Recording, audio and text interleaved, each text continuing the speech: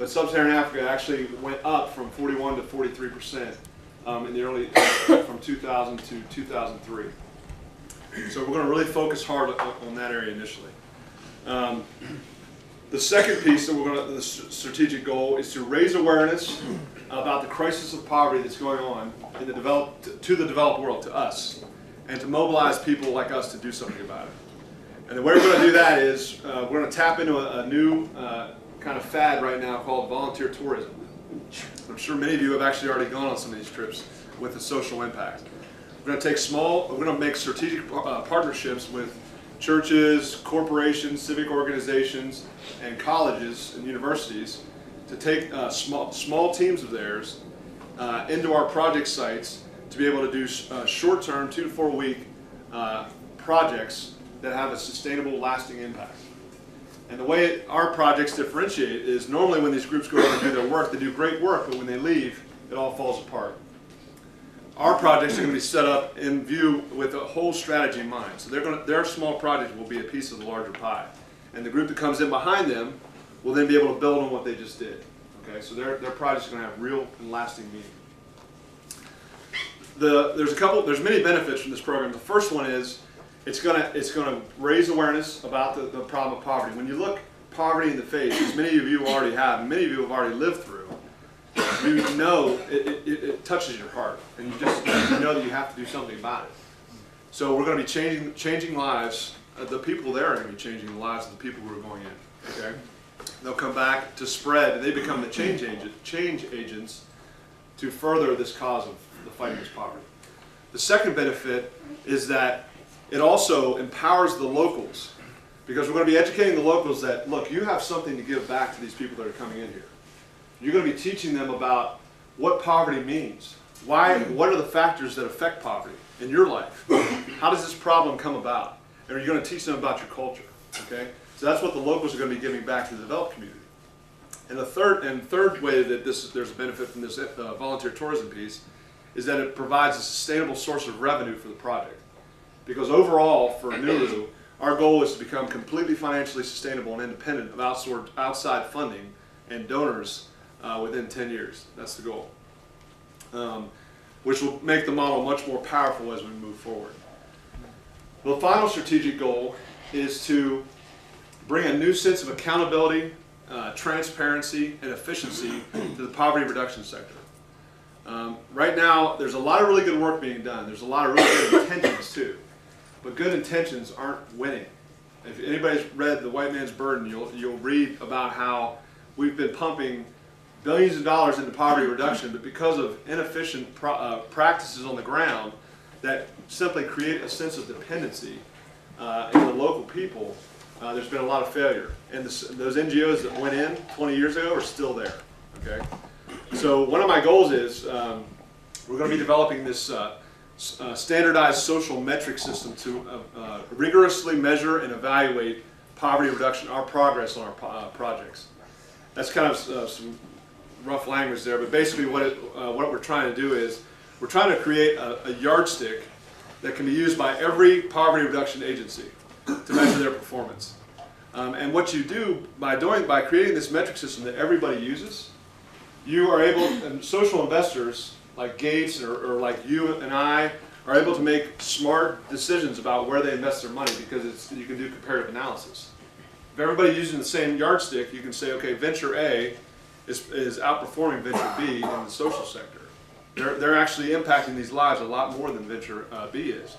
So therefore, venture B either has to increase their effectiveness or they get weeded out, just like in the private sector. So that's kind of like the long-term goal. And I've budgeted, in our budget, we have a significant amount of capital that's going to be diverted to bringing in outside third-party consultant teams to objectively conduct our measurement and evaluation, to hold us to our standards and hold us to keep us accountable for what we're saying we're doing. In addition to that, this metric system allows us, when we first go in from day one, to establish an exit strategy at the 5-year mark. We can say, once we hit these metrics at the 5-year mark, that we've actually been measured, that we have actually measured, then we can exit. And once again, that's something that's lacking right now, is because these agencies that mean well are staying there for years and years and years, and it creates a sense of dependency. So that's kind of the business plan in a nutshell, the model. And like I said before, I'd be happy to talk through some more details about that, but I want to talk about some other stuff first. First of all, the progress, kind of where we're at. So Nuru's been incorporated in the state of California. Our corporate office will be in San Clemente, which is down in South Orange County, because a lot of my network is down there, both from potential investors and also from a human resources perspective as well. We are not a 501c3 yet. We do have the paperwork's done, and the lawyers are reviewing it. It's being submitted to the IRS, but the IRS it takes a really long time. So we're expecting to have a 501c3 approval by February. Okay. Our website's up. If you want to check us out, it's www.new-roo-international.org. And there's a few things we're going to be adding to that here in the near future, but it's pretty informative. There's a lot of detail in there that I wasn't able to go over tonight because I don't want to hold you all here too long. So if you're interested, please visit that. I've actually started, so one question that comes up a lot is, well, where are you going to start? We already have a pilot identified, and over the summer I did some work there to just lay some groundwork. The target community is called the Korea District in Western Kenya. It's the second poorest area in all of Kenya, and Kenya is one of the worst places, as you all know, in East Africa as far as poverty goes. I've met with a lot of the community leaders there. We've kind of hashed out a basic structure plan just to get initiated. Kathy Kwon and I are going to be going back after Christmas. I'm going to be meeting with a lot of the leadership there. I have my point man's on the ground right now, kind of identifying key leaders that are going to be meeting with us when we get back. She's going to help me shoot a marketing video while we're there as well. And then from there, we're also going to be, I'm going to have all the employment contracts signed by June.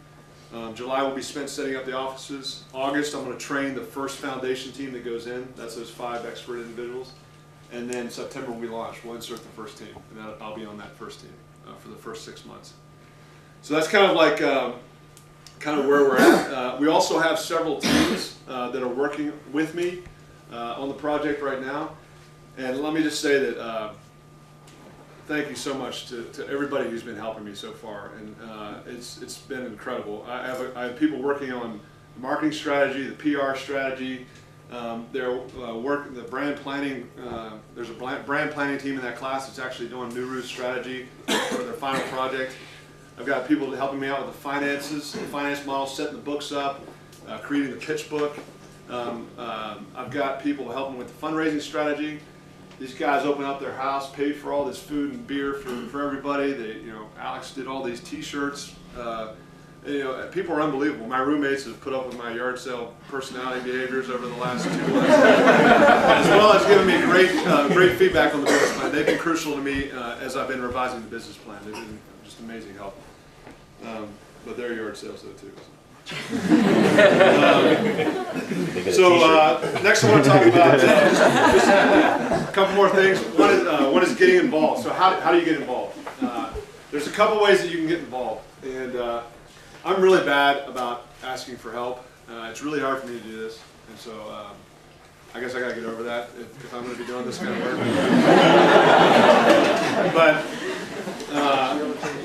So what I want to do tonight is get everybody together, kind of like do it one time and just kind of throw it out there, and then you won't hear from me again. Okay, so if you feel like helping out, please take this and step up. And if you feel moved to do something, then that's